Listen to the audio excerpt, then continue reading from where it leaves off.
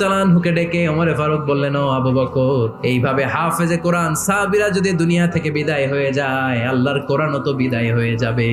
আমরা এই যে কোরআন পড়ি 30 পারা, এমদাদিয়া লাইব্রেরির 114টা সূরা, কত সুন্দর সন্নিবেশ করা হয়েছে, এখানে সাজানো হয়েছে। আল্লাহর হাবিব সাল্লাল্লাহু আলাইহি ওয়াসাল্লামের সময় কি এরকম কোরআন ছিল নাকি? খেজুর পাতার মধ্যে, গাছের বাকলের মধ্যে, ওটের বড় হাড্ডির মধ্যে আর পাথরের মধ্যে খোদাই করা কোরআন ছিল।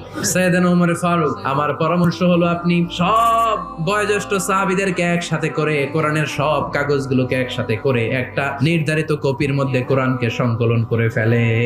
সাইয়েদনা আবু বকর বললেন, যেটা আমার নবী করে না, এটা আমি কেমনে করি?